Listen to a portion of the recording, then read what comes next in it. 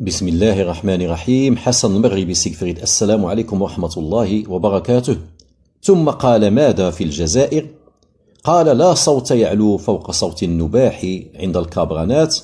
دابا المصاب جلل، والقضية ليست كسابقاتها، والصفعة اللي جاية للجزائر صفعة تاريخية ما كلاتش بحالها من هذه 30 سنة، من 1991.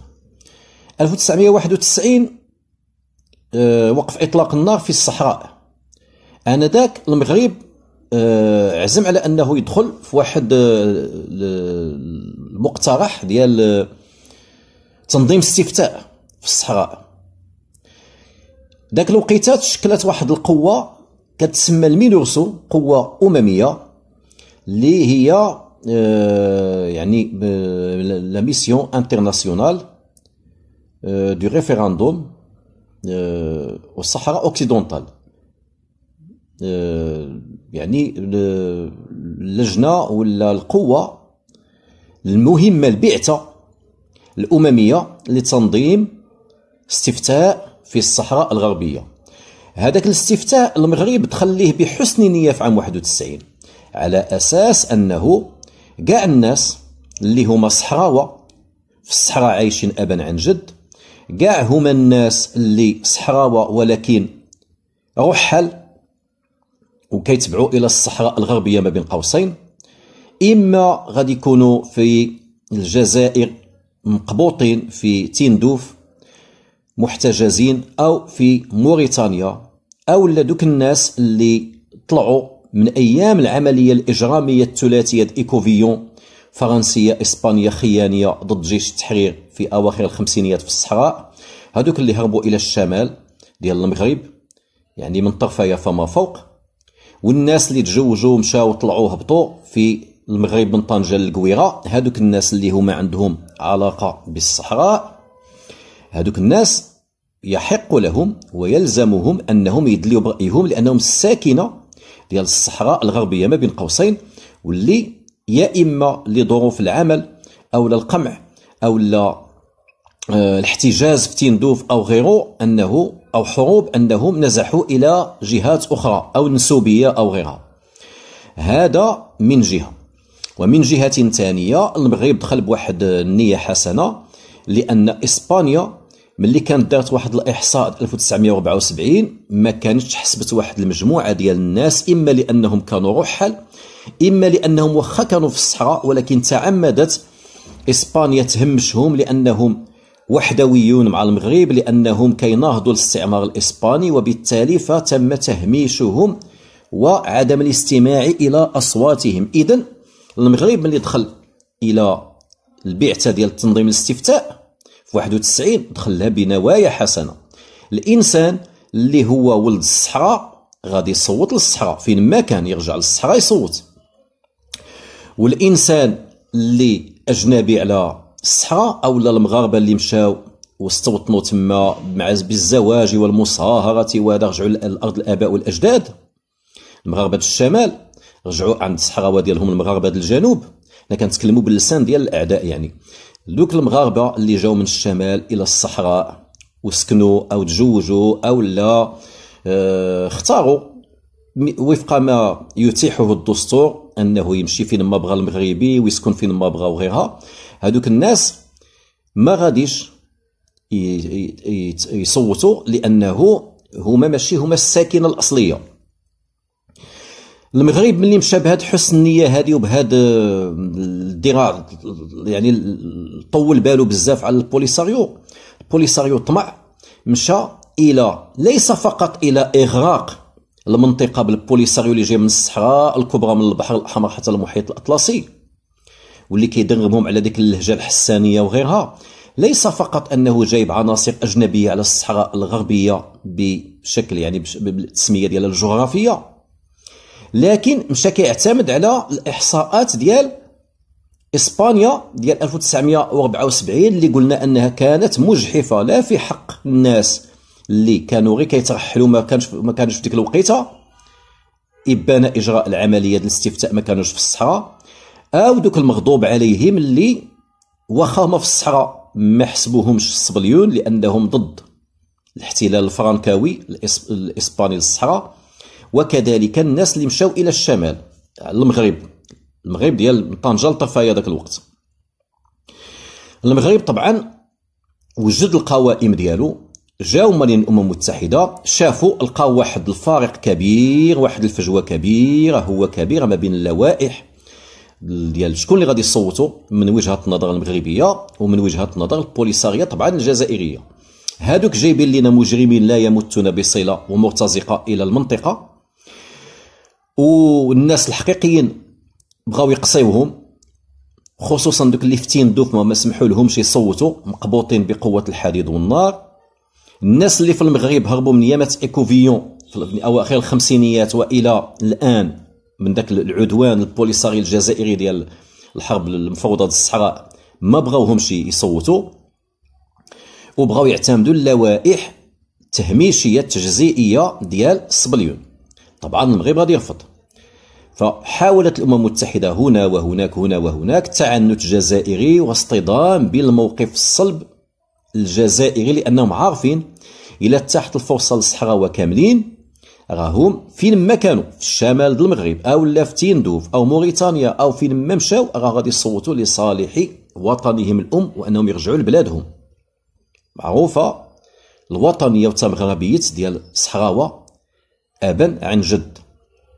طبعا الجزائر ما غتبغيش بهذا الشيء هذا، فحاولت إغراق المنطقة واللوائح بأسماء دخيلة والاعتماد على ذاك اللوائح القديمة 74 الصبليون اللي هي خدات غير واحد الفئة تساند الاستعمار، بحال الجزائريين أبناء الاستعمار اللي كيساندوا الاستعمار والحدود المرتعة للاستعمار. طبعا المغرب ليس غبيا يفرط في سيادته بألاعيب رخيصة جزائرية. إذا بقات الأمور من عام 91 تراوح مكانها، لا استفتاء لا استفتاء لا استفتاء، حتى بدأت الأمم المتحدة كتقول أن الحل ديال الاستفتاء صار متجاوزا. في 2007 المغرب مشى إلى واحد التفكير ذكي وموضوعي، قال هذا الإقليم ديال الصحراء الغربية ما بين قوسين اللي محطوط للتسوية أمام الأمم المتحدة، حنا الأولى اللي حطيناه من عام 63 و60 و62 حطيناه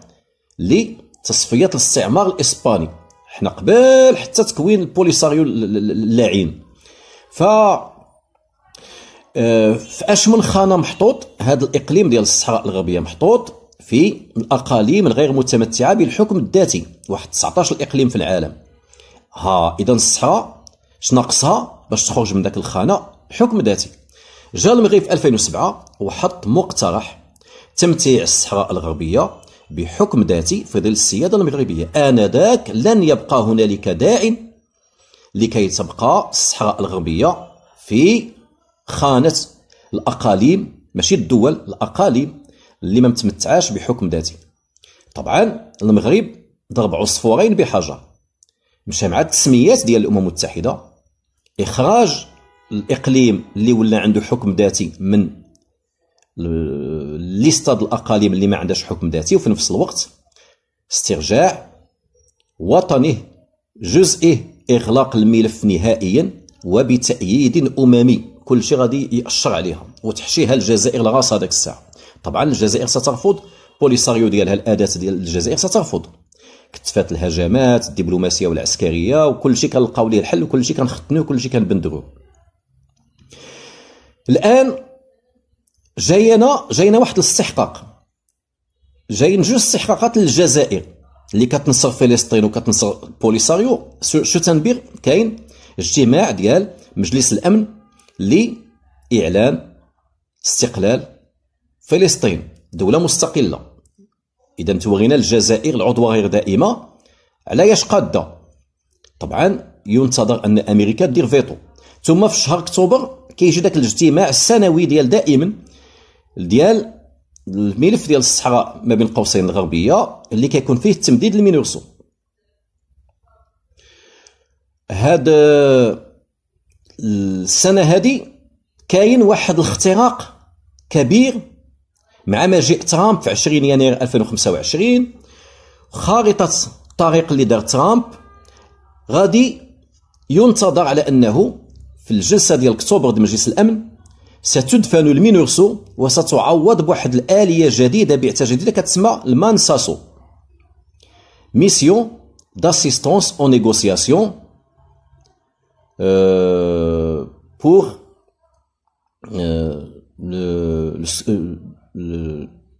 يعني الحكم الذاتي لوتونومي والصحراء اوكسيدونتال.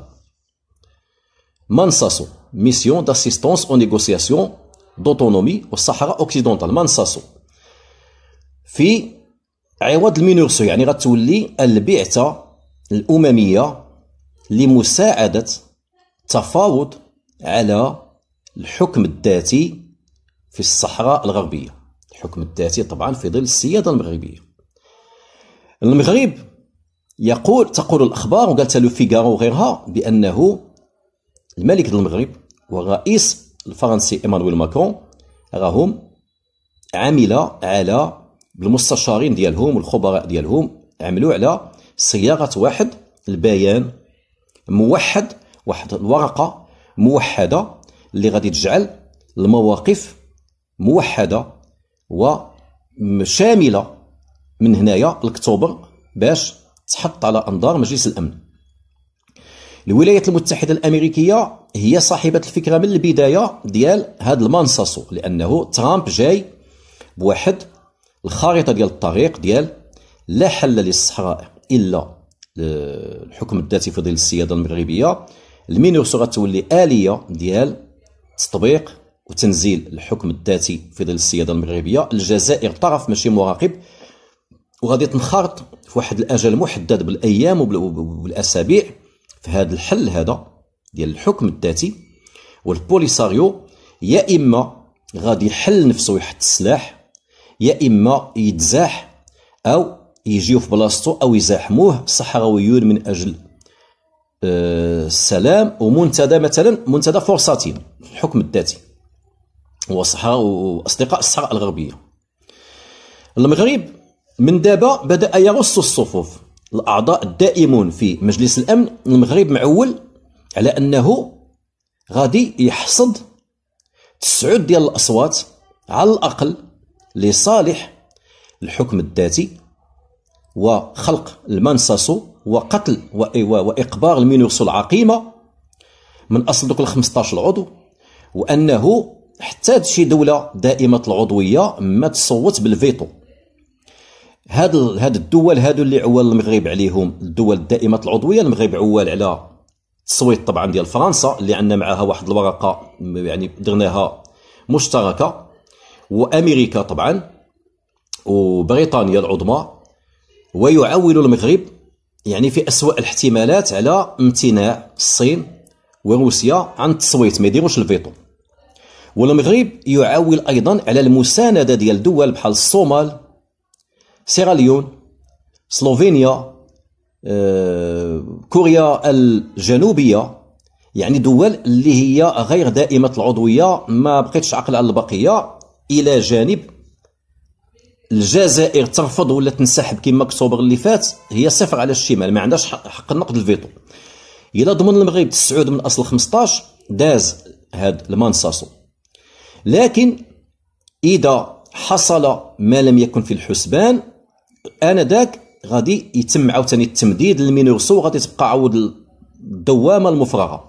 يقول المراقبون والمتتبعون بأنه مع المجيء العنيف ديال ترامب لحل المشاكل والنفوذ اللي كيمارس على الدول العظمى يعني ديال الناتو وغيرها وبقية الأعضاء الدائمين، مع الضغوطات اللي كتقوم بها أمريكا على الجزائر بتهديدها بتصنيف البوليساريو منظمة إرهابية وبالتالي نسحبوا منها كاع الملف ما توليش مخاطب وتولي خارجة على القانون وما تبقاش طرف كما مازال دابا كيتكلموا معها في المينورسو ولا في الأمم المتحدة.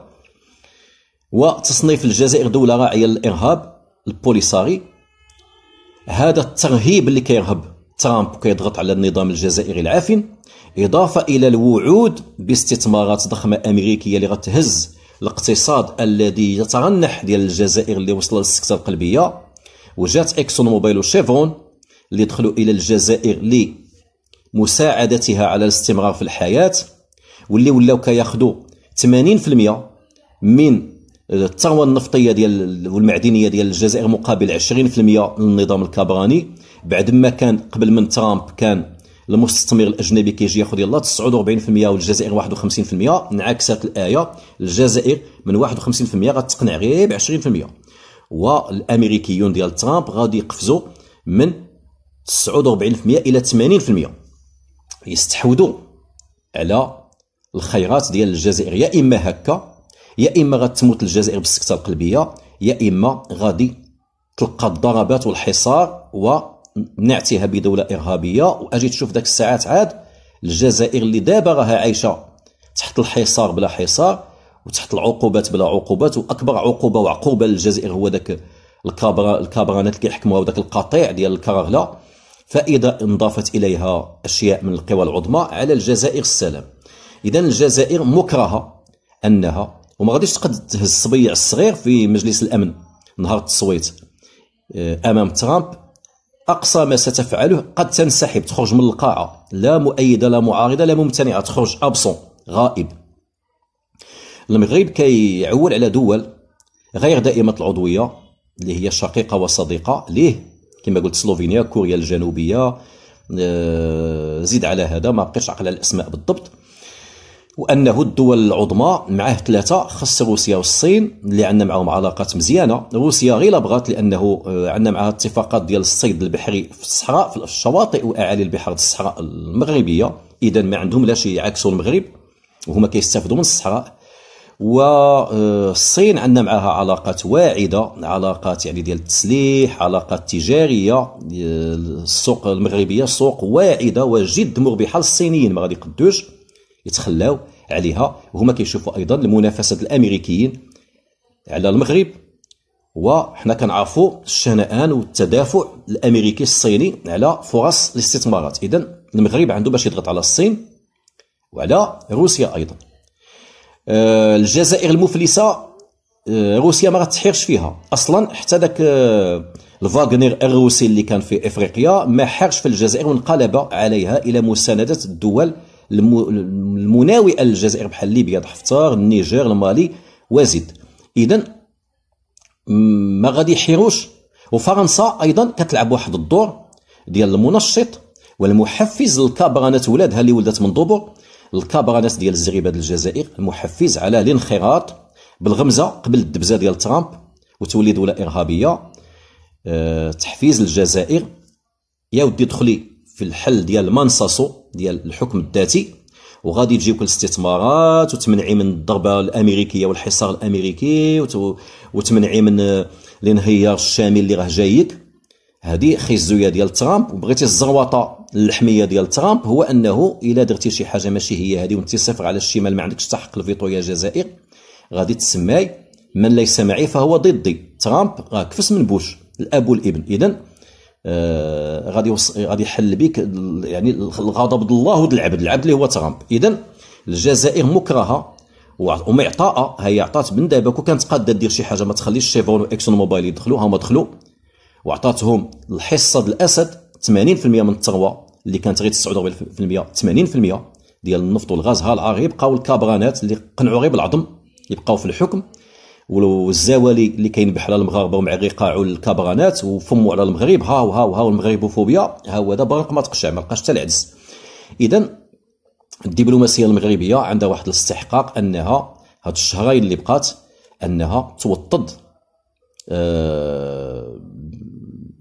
وترص الصفوف ديال دعم المنصصو ديال الحكم الذاتي ليس الا. وملي غادي يحققها المغرب سيستفيد المغرب وسينتصر انتصارا ساحقا على الجزائر. ما غادي يبقاش استفتاء، ما غادي يبقاش تقرير مصير، ما غادي يبقاش بوليساريو، ما غتبقاش دوله مشمشيه.